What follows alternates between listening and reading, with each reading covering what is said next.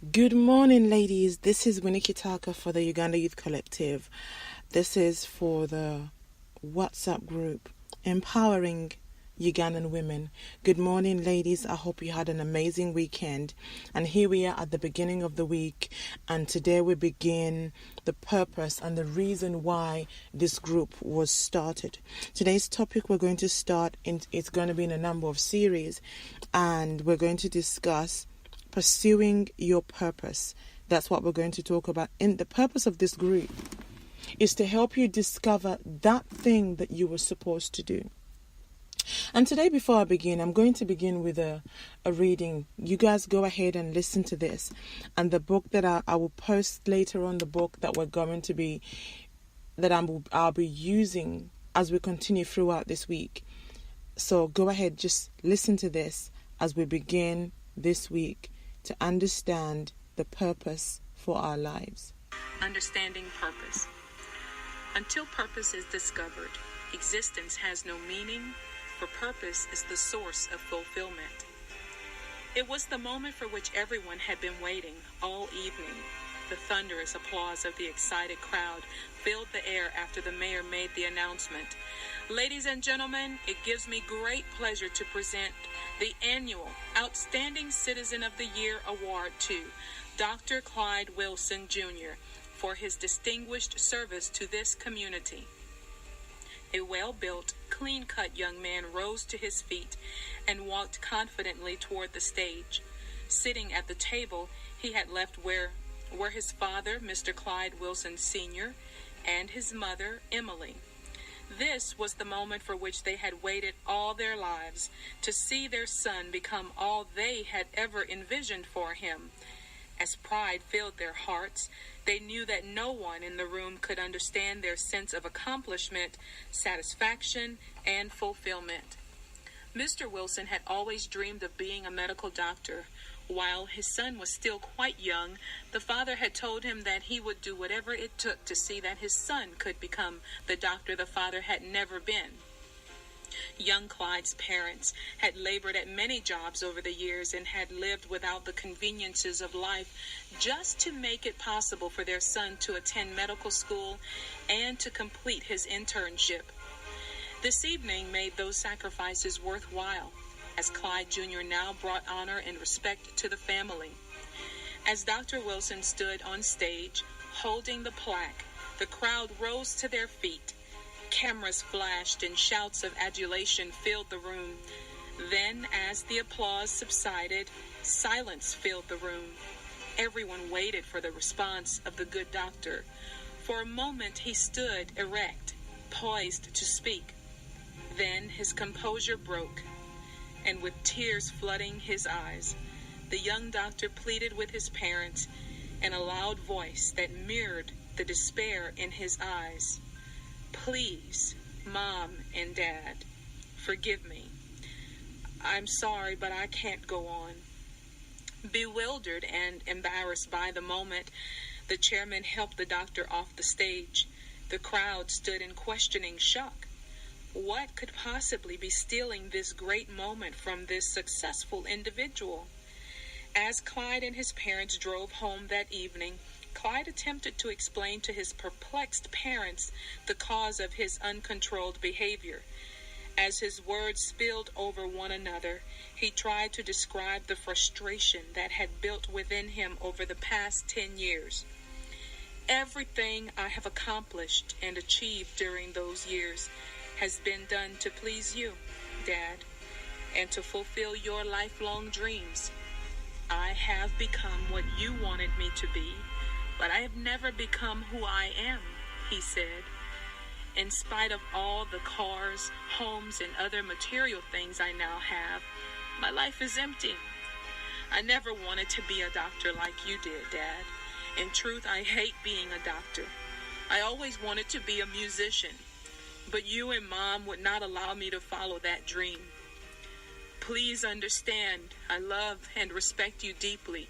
I know all you've sacrificed to provide me with my education, and I thank you for it. But tonight I realize that I cannot continue living to fulfill your dreams and expectations.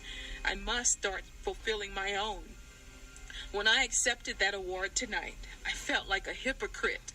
Someone I don't even know earned that award because I don't know myself. I want to live. I want to come alive. I want to be what I was born to be. Please set me free and let me live. There are millions of Clyde Wilson Jr.'s in our world. Perhaps you are one of them.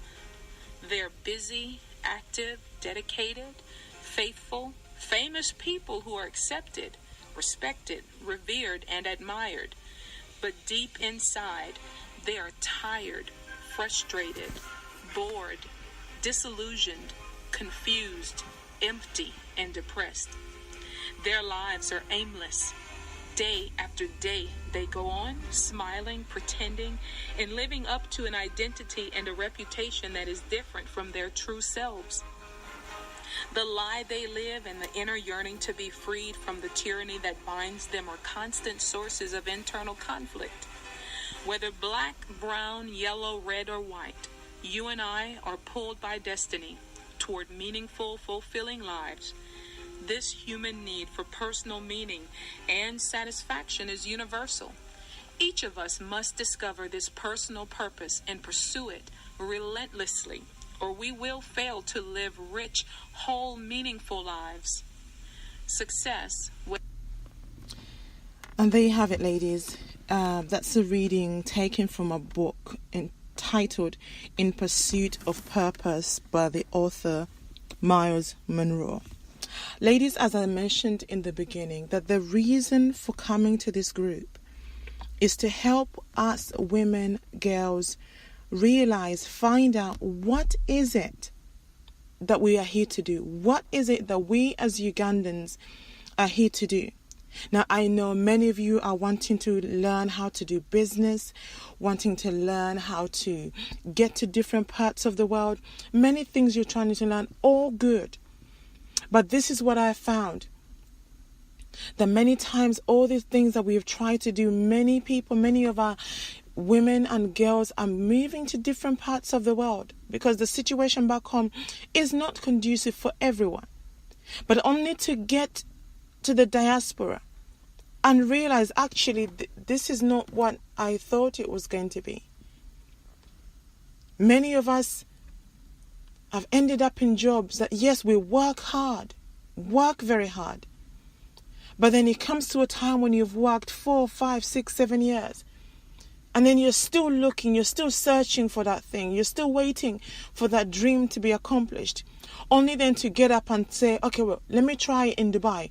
Or let me try in America. Let me try in the United Kingdom. Always looking and always searching. The purpose for this group, that at some point we need to come to a point where we find out, well, what is it that we're supposed to do as individuals, as a group, as a nation, as Uganda? Many of us have lived up to the identities that the world has told us that this is what we should be.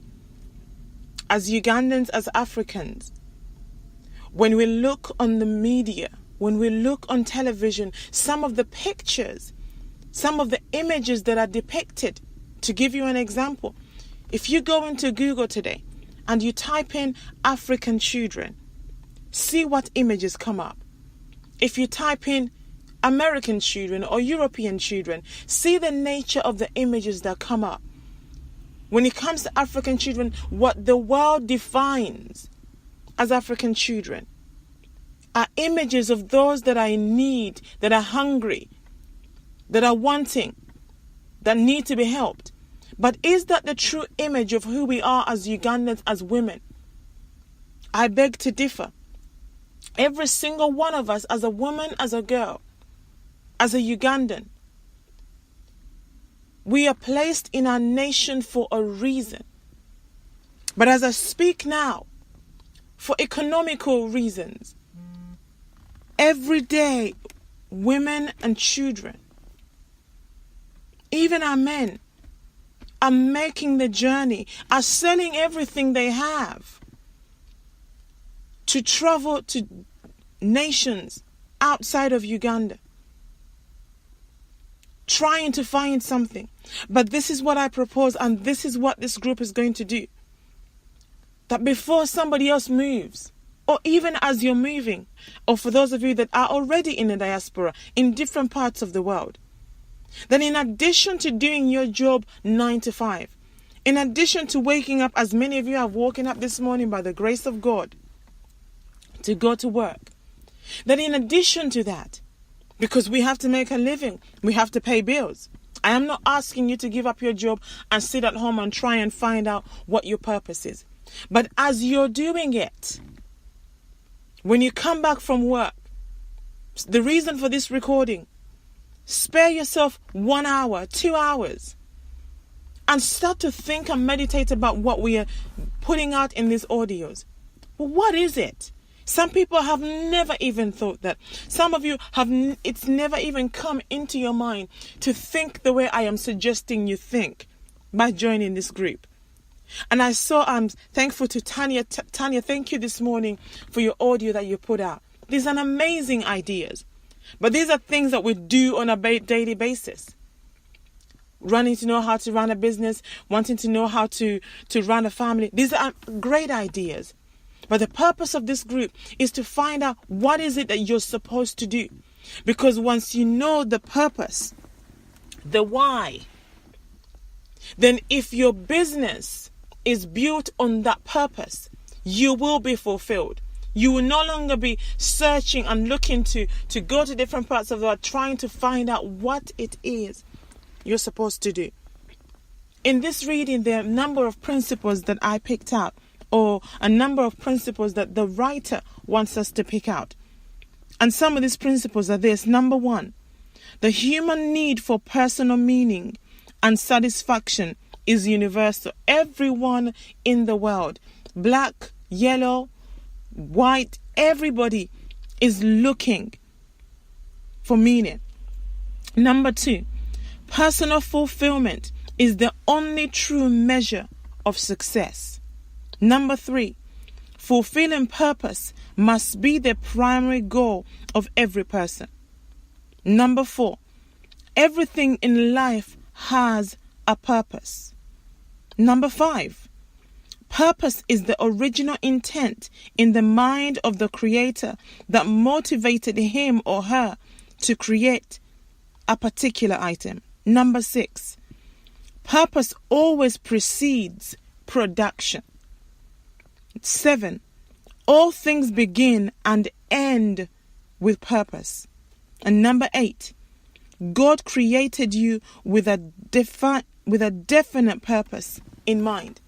And it is that this group wants to help you understand how to discover. The time has come, my brothers and sisters, that as a nation we are exporting young talent to go to different parts of the world, only to end up in places, in prisons. Not everybody. But the time is now, even where you are, to ask yourself the question, like the man in this story that we have just heard. And the question is this, for us to think about today. Have you ever felt like Dr. Clive or Dr. Wilson in the story? That you're living out the dreams of someone else? Are you living out your parents' dreams? Are you living out what the media thinks you should do? Are you living out what your friends think you should be doing? Are you living out a dream that is prescribed by somebody else other than yourself? Or have you ever imposed your dreams onto someone else rather than pursuing themselves? As mothers, are you trying to force or encourage your children to live out your dreams as a parent? Because a similar thing will happen like in this story. That when they have lived out your dreams, they still feel empty. And so today, ladies, I want you to think about that. I asked you, what I do is get a pen and paper. I have a book. Think about it. I know this is driving you out of your comfort zone. Because for many of you are saying, come on, empower us. We want you to empower us. We are waiting for this empowerment. This is it. The way we think right now and the way where we are right now, has taken years to get there. And for us to begin to move in a direction that is going to bring about a lasting change. When a people understand and know who they are and therefore refuse to settle for everything, that those that would choose to be bullies and those that would choose to dictate and those that would be louder would choose to enforce on them, then that group of people must realize and understand who they are. Because when you do, then it will be difficult for you. Then you will not, like this doctor, in spite of the awards, in spite of the limelight, in spite of how much money you're making, in spite of the number of houses you're making, have you not heard of rich people who have no peace? They have no joy. Their lives are not fulfilled. This is not what I personally wish for our Ugandan women and men. But the time is now that we're supposed to do. We realize and begin to think in that way. So ladies, today as we continue, I want you to think about that. The life you're living right now, is it your own? Is it what you really want to do? Or are you doing something that, well, this is what everybody expects me to do? Or are you doing something, well, this is what my parents want me to do? Or are you doing something that, well, this is what the world has said, we as Ugandans, this is the way we should be. The time has come that we don't live according to the world's prescriptions, other people's definitions, but for us to discover the reason, the purpose for our existence.